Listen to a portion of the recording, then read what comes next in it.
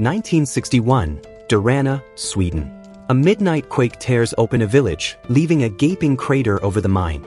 Decades later, May 2020, Kiruna gets slammed by the biggest rock burst in Swedish history, splitting streets and forcing the old town to shift 3 kilometers away. Kiruna's underground giant rumbles year-round, tossing out 100 tremors a year, never on schedule. New Kiruna. A bunch of teenagers sneak near the mine to drink and mess around. One kid hops the fence to take a leak even after his friends warn it's off-limits. A deep fault yawns in front of him, twitching just enough to make his nerves spike. 2 others climb over to find him. He jumps out to spook them, they snap, shove him, and spots swarms of bugs sprinting away from the crack. He turns to leave, another shutter hits, and the duo vanishes. He drops to his knees to peek into the slit, hears the mountain groan again, then plunges after them. Across town, Tage lights candles on a birthday cake for his son, Simon. The kid left last night and still hasn't come back or picked up. At the mine, Freya, head of safety, runs a routine check when a call comes in about a small tremor. She explains the mountain's still touchy after the last incident. Little shakes are normal. She pauses to watch an old family video, back when she and Tage were still together and Simon's birthdays were full of laughter. Simon's last text last night was furious, but she still sends a happy birthday message, assuming he's at Tage's place. Freya swings by the station to pick up her boyfriend, Dare. On the drive back, he talks about the mountain looking rough. She admits people are slowly moving out. The mine's chewing up the ground, and one day living here just won't be possible. A protest suddenly blocks the road, residents begging the company to stop before homes are lost. Freya keeps rolling forward, forcing folks to move aside, until Micah lies down in front of the car. Freya slams the brakes and storms out. Micah's her daughter. They argue. Micah says lives matter more than a paycheck. A neighbor steps in, asking everyone to calm down even as she might lose her house next. Back home, Freya notices gum stuck over Tage's face in a photo. She and Dare try to get cozy, but a light tremor rattles the house. She checks the radar. Numbers are low. The mountain is just adjusting. Dare eyes the ceiling cracks, uneasy about what these quakes are doing to the town. Outside, the neighbors' dogs go wild, barking like mad. Then Tage shows up, still no sign of Simon. The air turns awkward when he notices Dare, forcing introductions. Micah arrives with her girlfriend, Isa, annoyed that Dare is here when the day was supposed to be about Simon's birthday. They all assume Simon snuck home at some point, so they carry the cake to his room for a surprise. The room's empty. His console is gone too. Freya gets a call. Simon's best friend is missing as well. She promises to pass along any word. Another earthquake rolls through, shaking the house and cracking a wall. Freya and Tage check the readings. Things are ramping up. The mine calls. They need help. A cave-in. Before heading out, Freya tells Micah to track down her brother. Outside, the dogs keep barking and run away from the mountain, tails tucked. In the car, Tage pokes at Dare with uncomfortable small talk, but Dare stays polite. At the mine, they're briefed. Over 1,000 people are already out, but 112 are trapped between levels 520 and 750. The evacuation team reports everyone is moving up except the last 22. Freya dives into work. Dare takes off. Tage follows to warn him. Freya is married to her job, the kids don't need a new dad, and those divorce papers still aren't signed. Tage joins Freya and Erica in a vehicle and heads into the main tunnel. Freya passes a plaque honoring her late dad and quietly greets it. By noon, they park 520 meters down and continue on foot. A tech flies a drone, tracking debris to pinpoint the blockage. Distant rumbles whisper through the rock. Freya taps the wall with a hammer. Sudden collapse. They stumble back, scraped but okay. In the fresh hole, she notices a hollow space beyond. They send the drone in. It glides through a massive cavity, pushing nearly 2 kilometers, widening, creeping toward town. Erica calls it, start evacuation. Tage thinks that's too much. Freya explains the truth. If they wait, the town's going to drop. They turn back. The rumble grows teeth. Freya palms the wall, listens, and orders a run. The tunnel begins to cave. They sprint and slam into a rescue chamber just in time. Meanwhile, Micah hunts for Simon. Another teen spills about the party near the fence. She keeps calling, no answer. As she roams the streets, she keeps crunching beetles under her shoes. Back at Isa's place, critters swarm like they're fleeing something. In the sandbox, the ground opens as his little brother gets stuck, sinking slow. She bolts in and yanks him free as his tricycle vanishes into the hole. At the fire station, Dare feels the shakes. Calls flood in, burst pipes, lost dogs, insect swarms, even a bus jammed in a road crack. His new chief shrugs. This is Karina on a regular week. He tells Dare to think hard about moving here.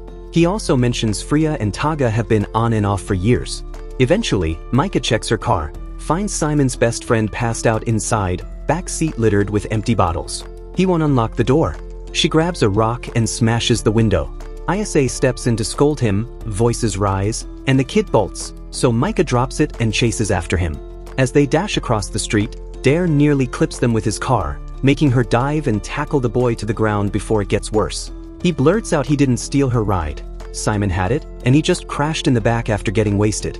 He points her to the party spot and mentions people just vanished. Micah asks Dare for his car, and when he pulls out the keys, a ring box slips from his pocket. She spots the engagement ring and tells him her mom keeps those divorce papers unsigned just to bug her dad.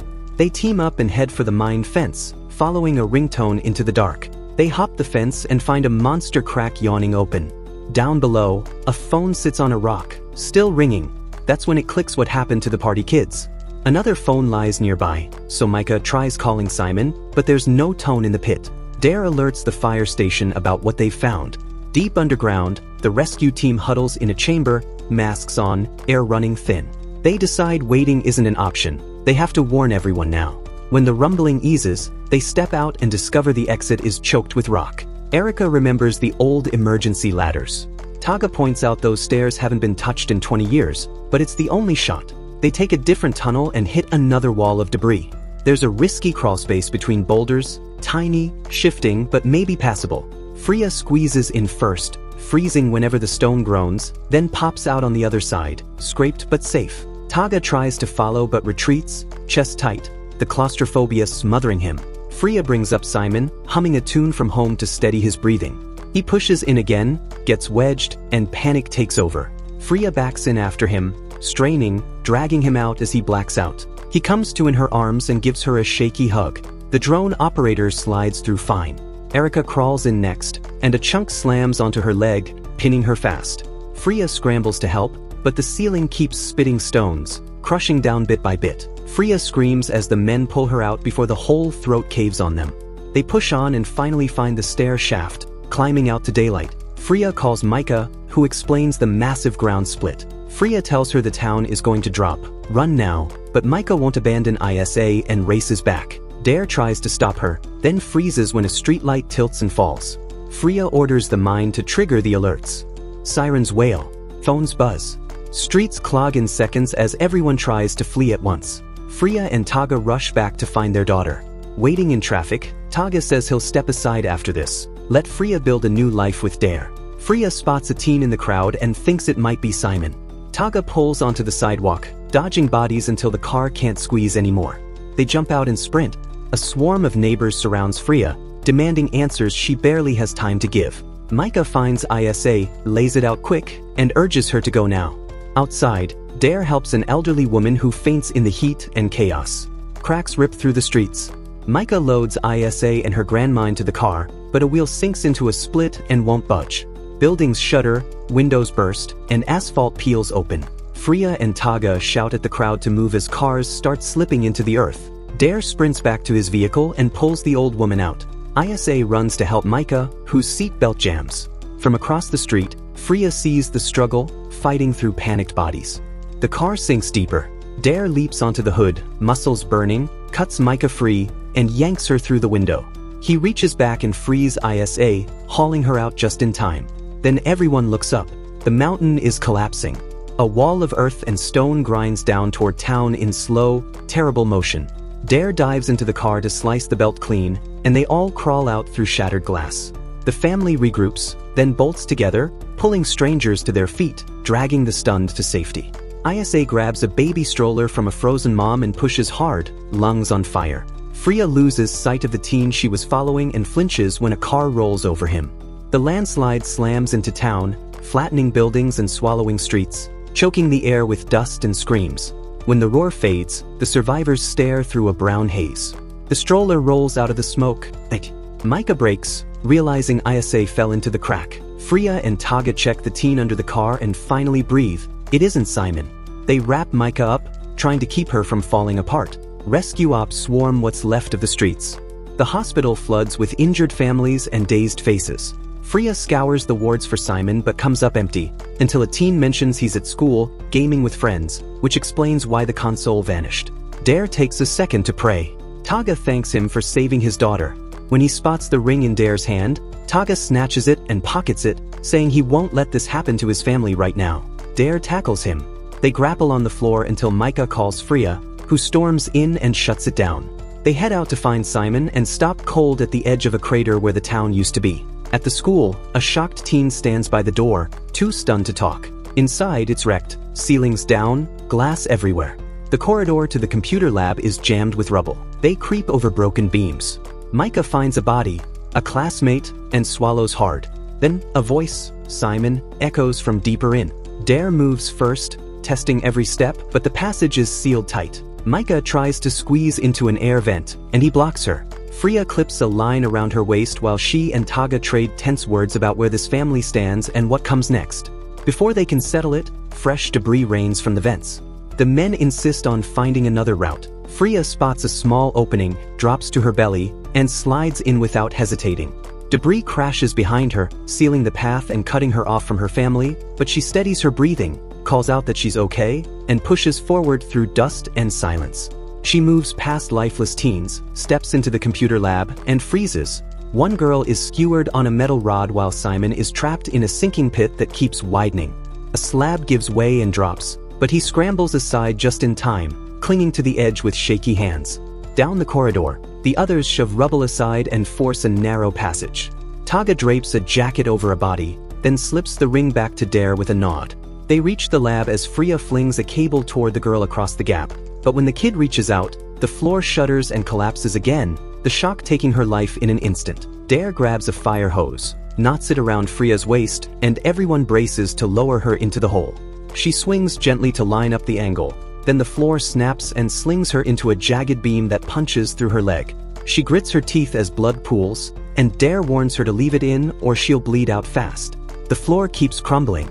The girl's body slips away into the dark. Simon stares, paralyzed, then locks eyes with his mom, talking nonstop to keep her awake. They trade apologies, mend the raw edges of their last fight, and hold on. Another hose comes in to anchor the weak side, but the opposite edge breaks and a heavy cabinet slides into the pit, snagging by its power cable and hanging midair. The rock beneath Freya starts cracking. Simon leaps onto the dangling cabinet, inching across and grabbing the rock to hold his mom steady. Micah spots a fallen column, slides down with a rough landing, and jumps at the last heartbeat to reach them.